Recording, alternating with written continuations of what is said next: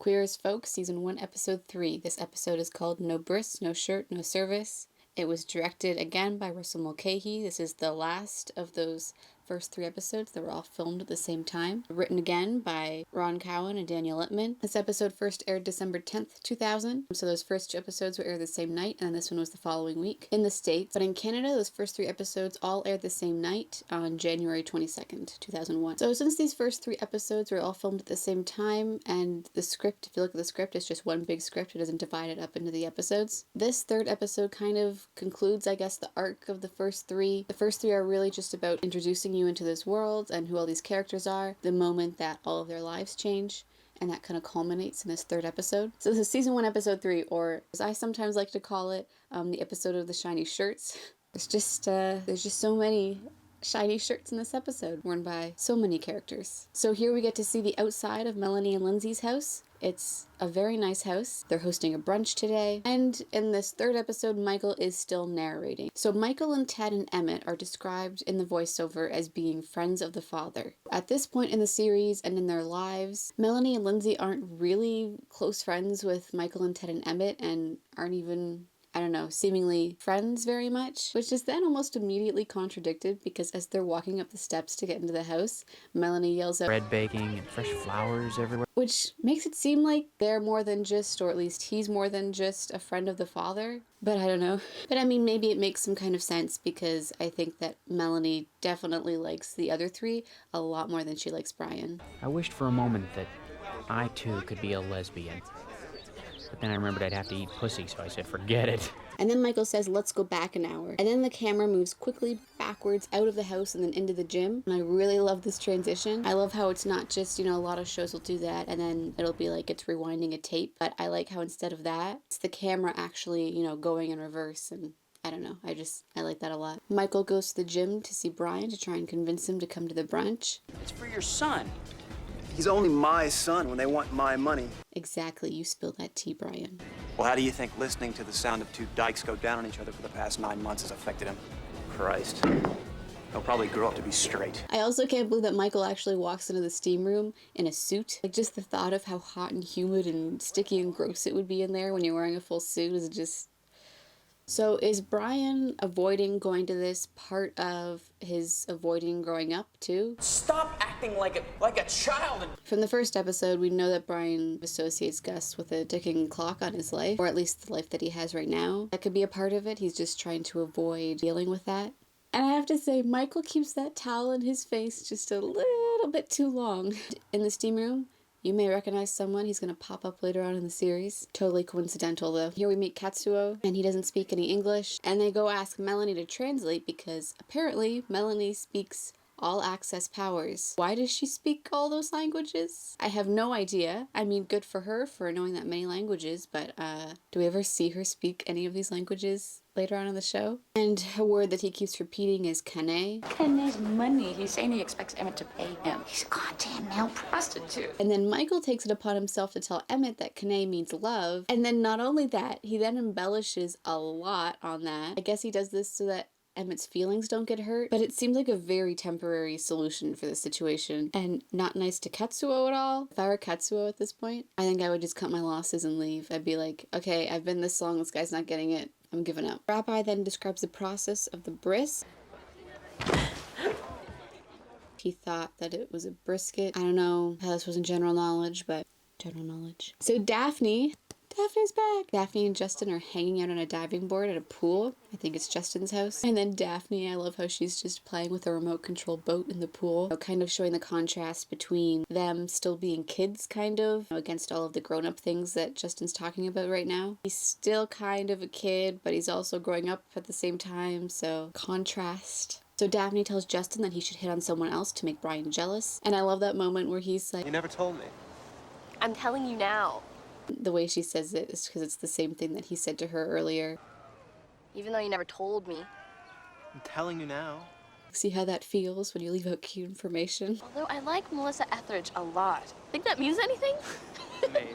Oh, to have had it by Daphne. I really missed out on that. This is the first of many little things that we're going to see with Daphne like that I'll keep pointing out because I'll always be sad that we didn't get that, but whatever. So then the guy from the steam room gives Brian his number and tells him to call him sometime. Sure. Buddy. Obviously, he's not going to call. But when he says that, I always think of how in the episode before this one, 102, Oh, nothing, buddy. Brian doesn't really seem like a buddy kind of guy. So I think in general, this just seems to be the attitude that Brian has with the people that he hooks up with. Not calling them by their name, not knowing their name, not calling them back, never seeing them again, which is going to be contrasted with what happens at the end of this episode. We're going to see that things are starting to change for Brian in that regard already. We have a call between Brian and Michael. So Michael just found out what's actually going to be happening today, and that it's a bris, which means that baby Gus is going to be circumcised today. I guess maybe they thought it was like a meet the baby brunch or something. It is a little odd that Lindsay didn't even mention to Brian that this was happening.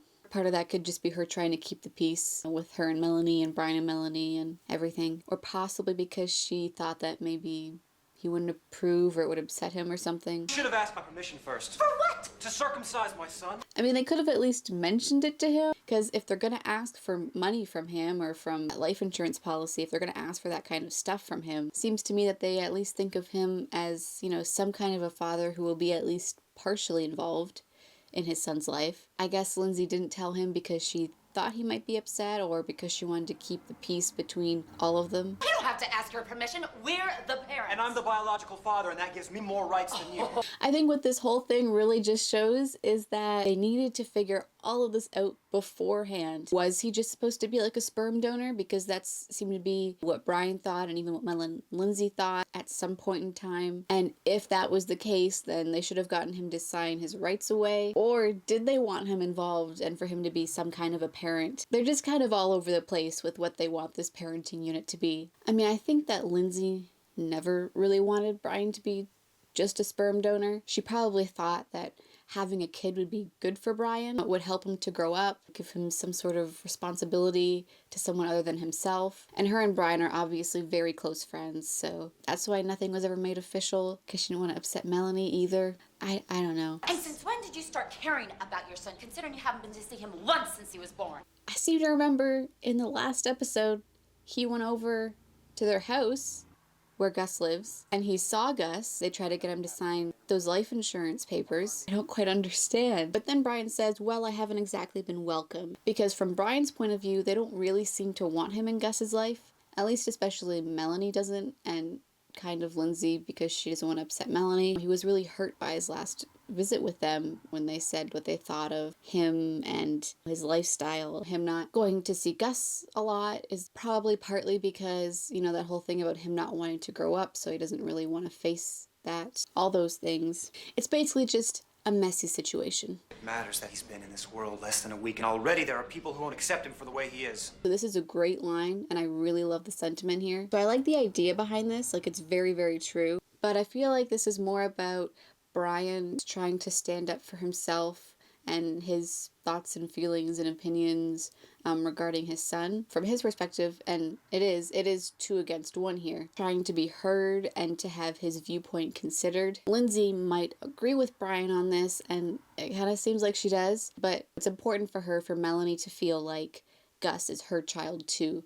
So having him go through the rituals of her faith is very much, she wants Melanie to feel like Gus is a part of her too. She's as important in this situation as Lindsay. And, you know, not to mention the fact that Melanie didn't want Brian to be the father, so Lindsay's trying to, like I said, keep Melanie happy and keep the peace. And so I feel like she kind of lets Brian make the argument for this and kind of lets him take the fall for this. And I'm not saying she was wrong for doing that. I think that that was her best option in this situation. And not that I'm saying Melanie is wrong in this either. I think everybody's viewpoints in this situation are valid. Shall we proceed?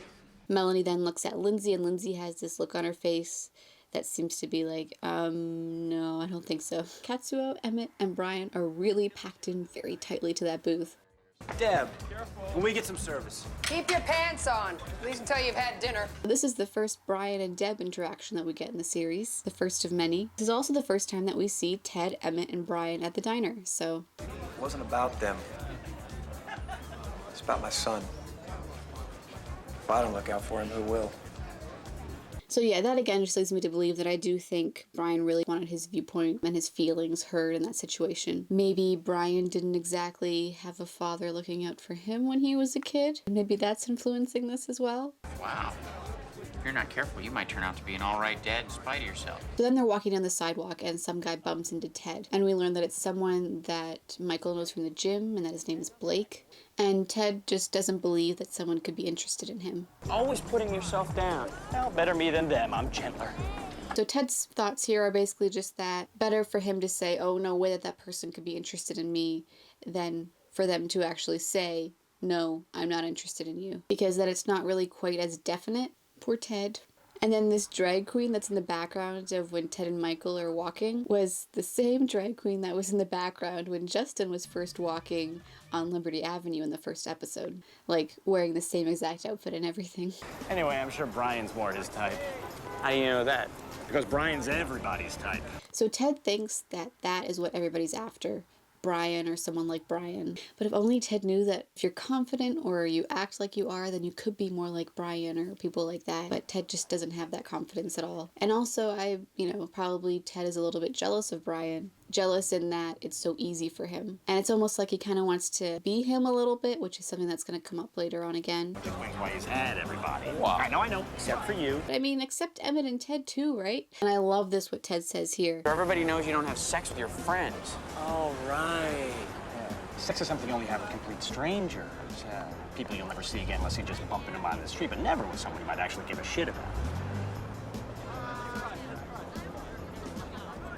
Oh, poor Ted. So he likes Michael and he wants to be with him. But like he said, it's better me than them. It's better to tell himself that it will never happen, that Michael will never want him. Who would? I'm not Brian. When they said Brian's everybody's type, could also read that to mean as Brian is Michael's type, and Ted really wishes that he could be that for Michael. So it's better to say all of those things to himself, that Michael will never want him, than to tell Michael the feelings that he has for him and then have Michael reject him. Because, their relationship and their friendship would never be the same again. I think that he also thinks that Michael isn't ready to be in a relationship right now because he's emotionally stunted, but also because he's still so hung up on Brian. And you could argue that this is part of what Michael is doing too. Michael's not telling Brian the feelings that he has for him because if he did and then Brian rejects him like he thinks that he will, then their relationship, as far as Michael thinks, would never be the same again. And I mean, that goes for everybody who's in this situation ever. I'm always confused by this. Why did they even walk across the street at all? They go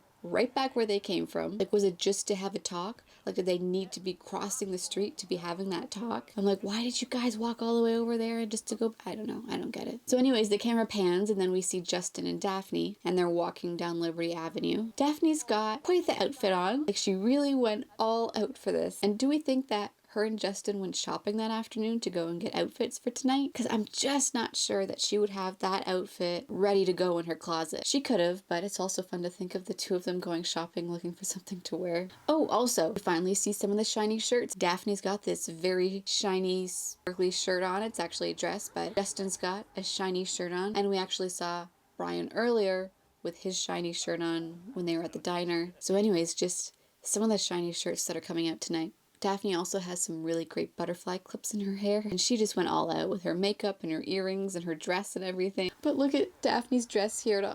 It seems like a Barbie space outfit or something. I have a house full of uneaten cold cuts and an uncircumcised son. So Melanie and Lindsay are arguing about Gus not getting circumcised today. Okay, so did Lindsay really just drink out of someone's half-drunk glass? I don't know if she did, but I really hope she poured some orange juice into that glass, but it really looks like she just took one that was half full and drank from it. So we also learned that Brian seems to have agreed to take out the life insurance policy, I guess kind of in exchange for Gus not being circumcised, which is something that he didn't mention to his friends. He made it seem like he just got the best of the lesbians, but really he had to give something up in order to get that. Now I have been humiliated in front of our friends, my relatives, Rabbi Protest. Which I get. I feel bad for Melanie here. Her whole family was there for the bris, and then it didn't happen, and I get it. You're the one who decided to call off the bris. So it was ultimately Lindsay who said no to the bris. So then it was still 2 against 1, but then it was 2 against 1, and Lindsay and Brian against Melanie, whereas before it had been Lindsay and Melanie against Brian.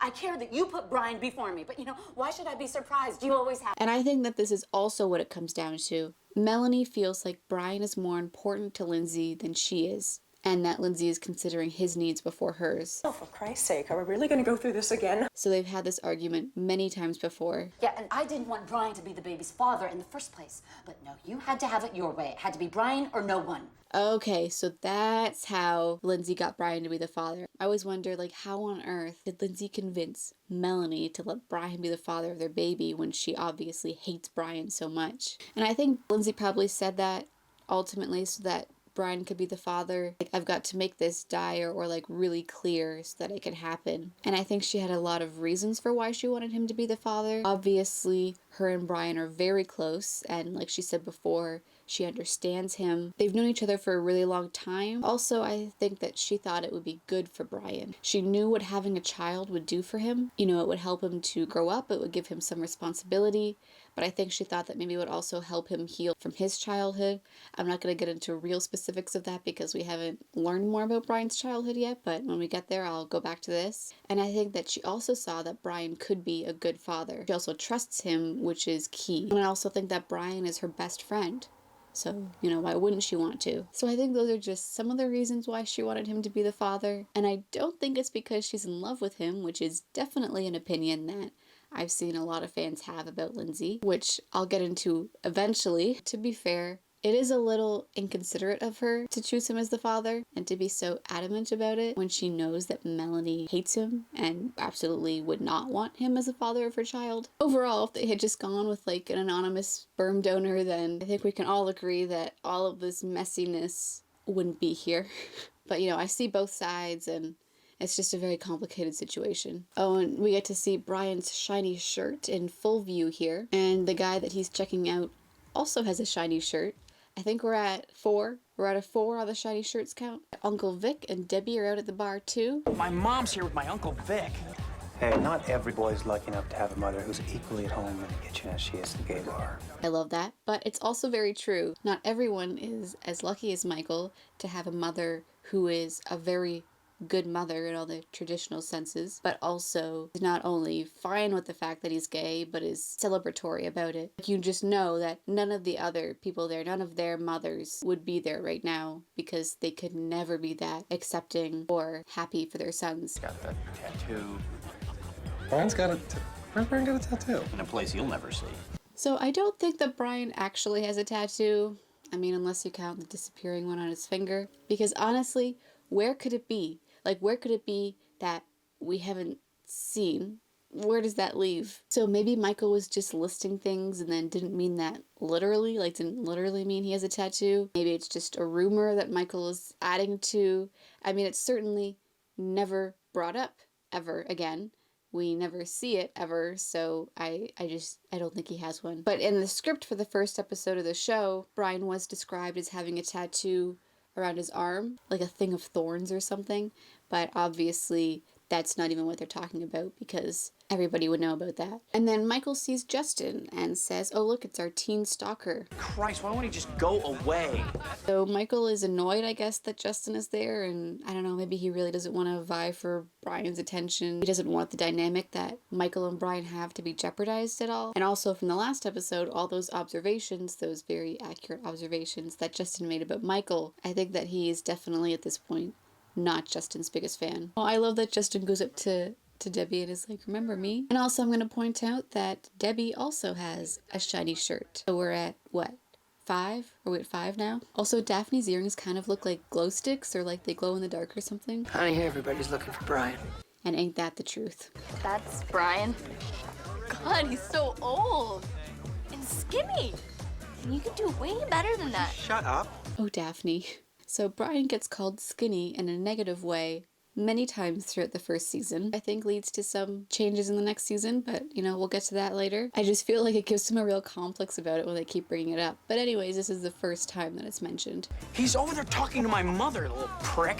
So Michael has really changed his opinion of Justin. Before he was all like, oh, Brian, his name is Justin, how could you not remember? He even took Justin to the diner in the last episode and introduced him to Debbie. But now he doesn't like Justin at all and wants him gone. And, why this sudden change?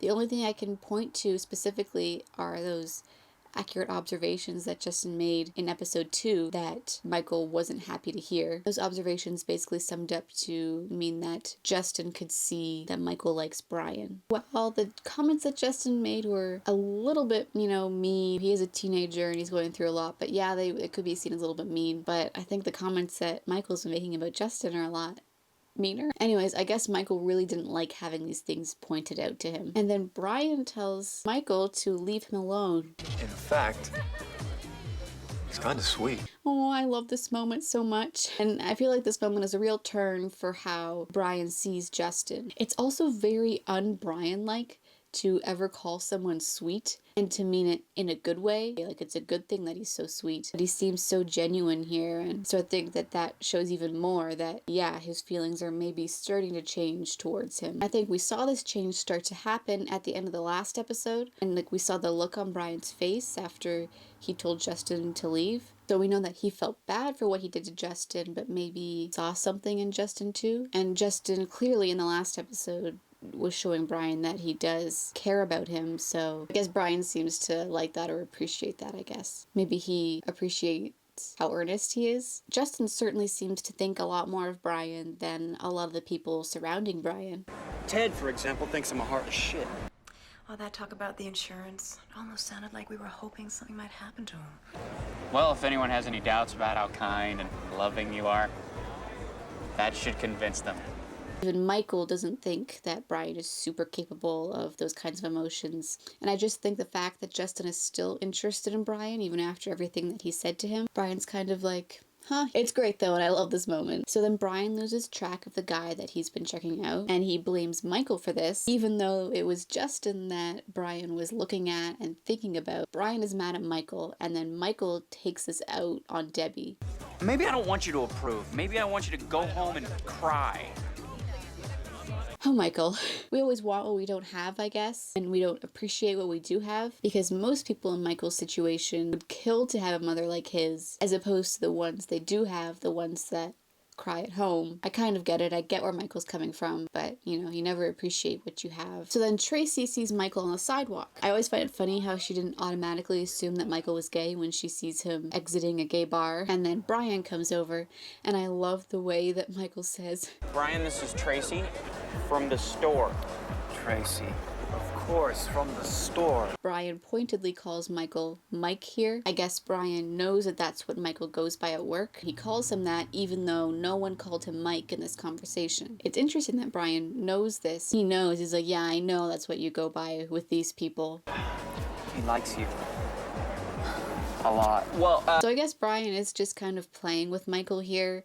I mean, a small part of it is probably because he's still a little bit mad at Michael for what Michael just did inside. I mean, we know that Brian thinks that Michael should be honest about who he is with the people he works with, or, with Tracy at least. He does make things a little bit harder for Michael. I'm not saying Brian is right for what he did here, because he's absolutely not right for what he did, but I understand why. One of the reasons why I love Queer as Folk so much is because of how real the characters are, like how they're such full and complete characters. They're flawed. The characters just feel so real because they're so flawed and complex. I don't excuse them when they do the wrong thing. I'm just saying that I understand why, and it's nice to see. Brian was definitely wrong for what he did, because no matter what Brian thinks Michael should do, it's Michael's choice whether or not he comes out at work or wherever. And while Brian can disagree with that decision, he shouldn't be doing things like this to mess up Michael's situation at work. Because all the fears that Michael has about what will happen if he does come out at work, they're all very valid and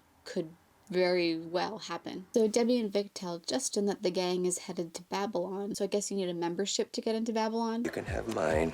He's paid his dues.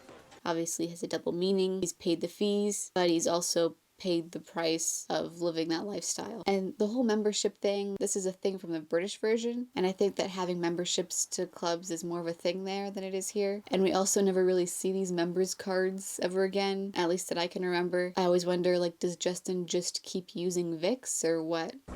Born 1952. Look damn good for your age, Vic. I love that the bouncer just does not care at all that this is clearly not the person on the card. And Daphne seems really excited by everything that she sees in Babylon, whereas Justin is a little overwhelmed, I think. I love the no sex in bathrooms, that's what the couches are for, and everyone just completely disregards them, and the bathroom stalls are filled with people having sex. So they go into a stall and they both snort something. Vintage, mega, Linda Carter Wonder Woman doll, mint in box. Cost me an entire week's salary, but it was so worth it. Which I can relate to very much. Michael says that he still has that picture of Patrick Swayze, and Brian seems very interested by this. Michael then starts kissing Brian and puts his hand on his crotch, which is a really bold move. I guess Michael thought, oh yay, here's my chance. What are you doing? Nothing. Must be the trail mix.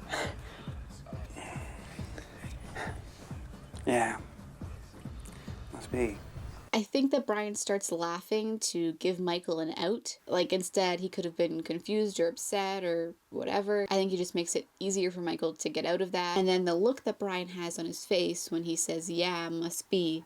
He obviously knows that Michael has feelings for him. So Brian knows all this, but lets Michael explain it away. And he's not going to change the dynamic of their friendship based on what Michael feels, but he's aware of it. So anyways, they go out of the bathroom and Katsuo is missing. I was talking to Dungeon Master Don, who wants to mummify me. Have you noticed that the world's getting weirder? So Ted keeps trying to talk to the guys that keep walking past. None of them answer or acknowledge him, and it seems like he's used to this. This is how it usually goes for him. And then when he hears someone say, yeah, I'll take a beer, he's so incredibly shocked. Then he turns around and he's like, oh, it's you. He's disappointed because it's Michael. He knows that Michael will never go for him, which is quite the circle they've got going here after we've just had that scene with Brian and Michael in the bathroom. We have Michael who likes Brian, but Brian doesn't like Michael, and then Ted who likes Michael, but Michael doesn't like Ted, and Blake just winked at you.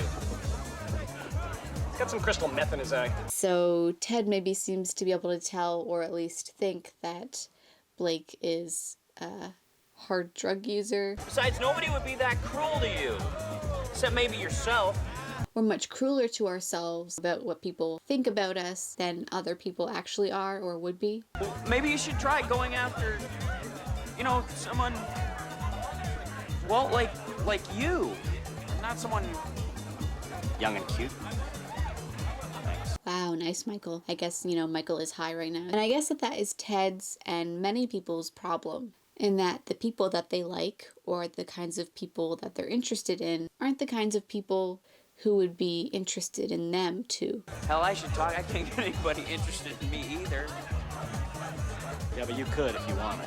And he's right. It's always kind of annoying when you have your attractive friends complain about stuff like that, because it is like, yeah, but you could get someone like that if you wanted to. But then again, confidence also plays such a big part of that, but also that line that Ted says to Michael, you could if you wanted to, also means that Michael doesn't actually want anyone because he's so stuck on Brian. And maybe the same could be said for Ted a little bit. Like, if he wasn't so stuck on Michael. You're worth so much more than you know, Michael. We're just seeing here again that Ted likes Michael. And then Ted is also saying here, though, you're so much more than Brian makes you think that you are. Or when comparing yourself to Brian. But again, the same can be said for Ted. He's also worth so much more than he knows. And then we see Ted walking out of Babylon, and then Blake comes up to him. And I love this. I love this little interaction between them. Ted starts to say no, but then says sure. And Blake seems really interested in Ted here. And honestly, Blake just seems really earnest and sweet. And Ted just kind of can't seem to believe that this guy is really interested in him. But I love that moment when he smiles at the end. I also love Blake's smile too. I just love this moment overall. And then Emmett sees Katsuo kissing an older man. So Melanie is thinking of all the terrible things that she said, and so is Lindsay. And Lindsay says that she should have stood up to Brian. I mean, this way, Gus. How am I ever gonna get used to that name? So that is yet another thing that Melanie compromised on. Lindsay got the father that she wanted, she got the name that she wanted, she got Gus not circumcised. Just so many things that Melanie has been compromising on regarding their child. Look, it doesn't matter who's right. So Brian was right. Gus belongs to us.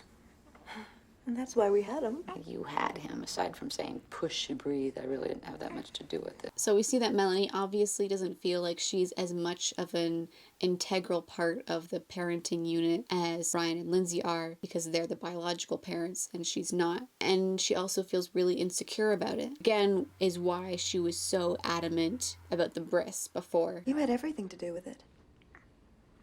I never would have had him without you.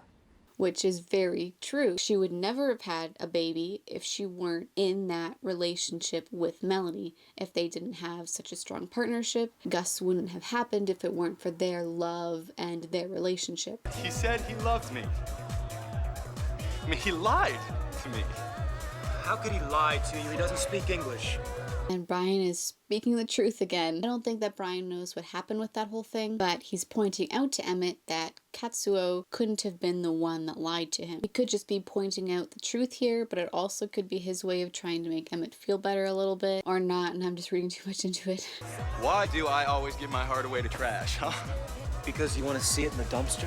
So it's like saying, you think that you're worthless and that your love isn't worth anything, so you give it away to people who don't deserve it, that you can prove that point to yourself. Self-fulfilling prophecy. And then we see Ted entering his apartment with Blake, and apparently Blake doesn't drink and he just asks for water. Ted looks at himself in the mirror on the fridge, and I just think that's such a cute moment. And then we see pictures of the gang on Ted's fridge. There are 4 pictures with just him and Michael, 2 group shots with him beside Michael in both of them. I find it hilarious that 3 of those pictures were clearly taken that night in the world of the show. Not literally, and they weren't actually. They were obviously taken the night that they shot that stuff with those 2 outside of Woody's. So, which in the timeline of the show is that same night, because him and Michael are wearing the same outfits. I mean, you could say that it's just a coincidence. I'm sure that Ted doesn't have very much variety in his wardrobe, and actually probably neither does Michael, but either way it's still kind of funny. And then the other 3 pictures on the fridge are from the first episode. So in the timeline of the show, those pictures were taken last week. But also, like, in the context of the show, I'm just curious who took those pictures and how that whole thing came about. You know, like the ones in Babylon, who brought the camera? Was it Ted who brought it? And then did he get Emmett to take a picture of him and Michael? And then Emmett was like, oh hey, I want to get in one. And then they got Brian to take one of Emmett and Michael and Ted. Then was Michael like, oh hey Brian, you get in here for one too. And then they just got some random passerby to take a picture of all of them. It's just kind of funny to think about that happening. And also, who took the pictures of Michael and Ted when they were outside Woody's? Whose idea was it? Was it Ted's camera again? There's just so many questions. You're sexy, you know that? Yeah. Frankly, no. That's why you are. Because you don't know you are. I know what that reminds me of. It's so nice to see Blake say that to him, because Blake can clearly see that Ted is nervous and that he's self-conscious, and it's just so nice of him to say that. Well, I do know that you are beautiful. Oh, Ted. So obviously it's hard for Ted to say this. I think it's so hard for him because he's not used to being in that situation, especially when someone is being so nice to him and telling him that he's sexy. So he wants to say those things to Blake, but he's not used to being that honest and vulnerable with someone. You can see that he's so starved for touch and affection. Oh, Ted. He doesn't even have to try. This line always trips me up. I mean, he's been chasing that guy all night. That's all he's been doing all night is trying. And then Blake gets out some GHB. So disappointing. Ted acts like he's done it before, I think because he doesn't want to seem inexperienced or anything in front of Blake, and he just starts chugging it. I mean, really, Ted, I guess Ted obviously doesn't know much about drugs. I'd be like taking a sip of it. So how much should I have? I don't know. He just chugs it and it seems really dangerous. I mean, I wouldn't drink any of it at all, but you know. And Ted's starting to look like he's feeling the drugs, and it's not looking good. He starts to stand up, and then Ted starts to reach his hand out, and then he reaches his hand out to a picture of him and his friends that's on a shelf. It's like he's reaching out to them, to his friends, but they're not there. I mean, Ted obviously cares about his friends so much to have that many pictures of them around his apartment. Then Ted falls to the ground and it's not looking good. Is he gonna do it for both of them? You can do anything you want. And then Justin walks down the stairs and takes his shirt off, and he just throws it right to the side. Like he's figured out what he has to do and he's on a mission. This whole thing is a very iconic moment, and as Let's Hear It for the Boy is playing. So Justin starts dancing next to Brian and the two guys, and he is just going for it. And they start dancing with Justin leaving Brian. And at this moment, it's always like, you go, Justin. What's the boy doing? Let's give the boy a hand.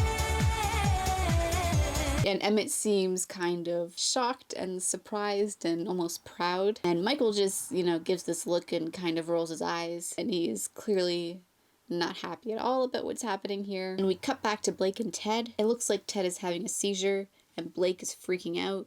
And he tries to get him to stop.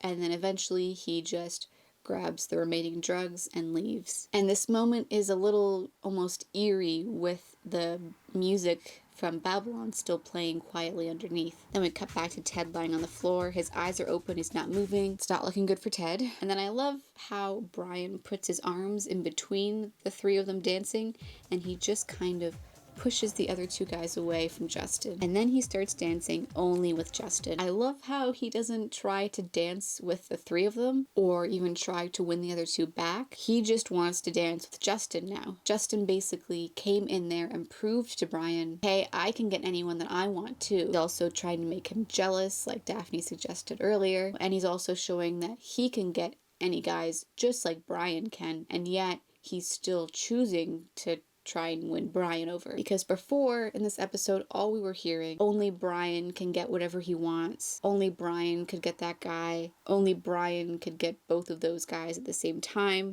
He's not. He can't. He can't. How does he do it? What does he say? We'll never know. He can do anything he wants.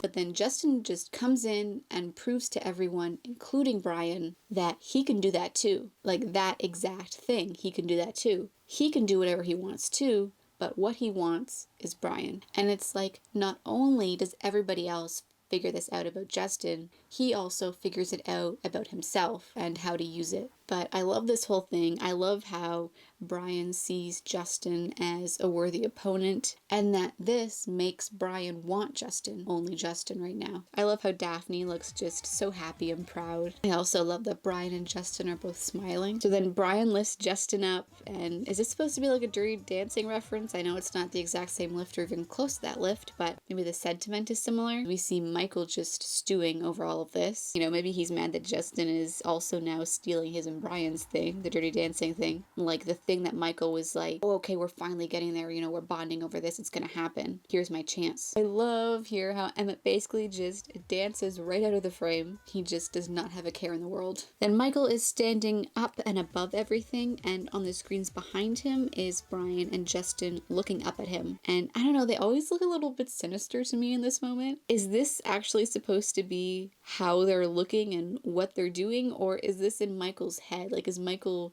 putting those faces on there? I don't know. Are they actually looking up at Michael? Because I kind of doubt that they would both just be staring at Michael like that. I guess maybe they're staring into a camera. I don't know, whatever, the whole thing. And it always to me looks like Justin's kind of looking like, haha, see, I won him and you didn't. And Brian's just kind of a little sinister, like, oh, see who I'm with, Mikey? Not you, ha ha ha. Which kind of leads me to believe that that's kind of in Michael's head at that moment. And it's also kind of like Michael is stuck in between Brian and Justin, and the three of them are just stuck in this whole thing together. And then eventually, though, that changes, and then it's just Michael with Brian's head. Like the two of them are so inextricably intertwined. Michael desperately wants to be with him, wants it to be just the two of them and not the three of them. I don't know. A little while ago, I actually saw someone mention something about the love triangle in the first season of the show, and it honestly took me a minute. Like, I was honestly sitting there and trying to think of what the love triangle was. And I'm thinking of these characters and I'm like, well, that wasn't really a love triangle and that wasn't. And it took me a minute before I was like, oh, wait, they don't mean Michael and Brian and Justin, do they? Because I honestly never saw it as a love triangle. I never saw that there was any kind of possibility that Brian would ever go for Michael, that there was a possibility of Brian actually choosing to be with Michael. But anyway, since then, I've seen lots of people refer to this love triangle in the first season, including people who worked on the show too. But anyways, apparently, this shot nicely encapsulates this love triangle that's going on in this first season. I mean, I'm not saying that things don't change in the later seasons, but as far as this first season's concerned, I never really saw it. Anyways, I just love this episode. I really love this episode. It's a nice ending to, you know, those first 3 episodes, to that arc that we had in there.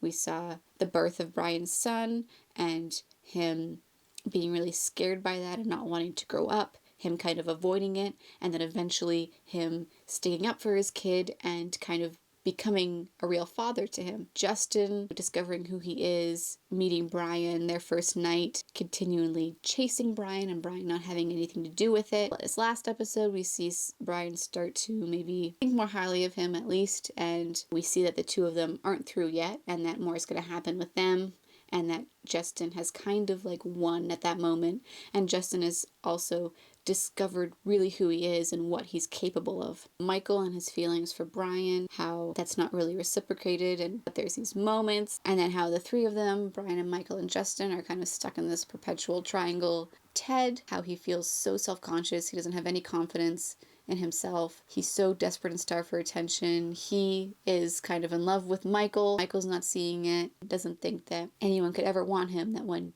he does find someone who does, it's just so sad because of the dire consequences that happen because of it. And then Emmett's kind of popping in throughout the 3 episodes. Haven't seen too much with him yet, although we will. Melanie and her feelings of not being totally a parent to Gus because she's not his biological parent, and how that changes by the 3rd episode. We see all of these things and so many more that I didn't even mention all get wrapped up in this 3rd episode, or that we see that it's going to continue on in the season. Anyway, so this is definitely one of my favorite episodes of the season, definitely, maybe even of the series. Casual racism with Katsuo aside, at least in this episode, I much prefer the unrequited love kind of thing that Ted has with Michael as opposed to Michael and Brian. At least, like I said, in this episode, I think that it's a lot more, I don't know, relatable. You have more sympathy for Ted. I don't know. I also love Blake and a lot of their interactions and the dynamic between them, but until that very tragic end, of course. It also ends on an emotional cliffhanger and a real cliffhanger. The emotional cliffhanger being what's going to happen with Brian and Michael and Justin and that whole triangle thing. The real one being what's going to happen with Ted. The Brian and Justin relationship also takes a step forward, and that dynamic is kind of shifting. We also see Brian go to Justin instead of the other way around, and not only that, but Brian kind of likes that too. We also get to see a little bit of Vic and Debbie, which is always nice, and we get to see lots of my favorite Daphne. Space Barbie outfit and all. And this is kind of where I feel like Brian starts to like Justin a little bit. I mean, he would never admit that to himself or to anybody else, but I think that's when that starts to happen. Okay, so that's season 1, episode 3 of Queer as Folk. No Bris, no shirt, no service. Next week is season 1, episode 4, Ted's Not Dead. I'd love it if you did all those usual things, like subscribe, comment. There's probably more, I don't know. Anyways, all that stuff. Let me know your guys' thoughts on the episode down in the comments. Whatever you agree or disagree with me with, I'm sure there's a lot. So see you next week. Bye.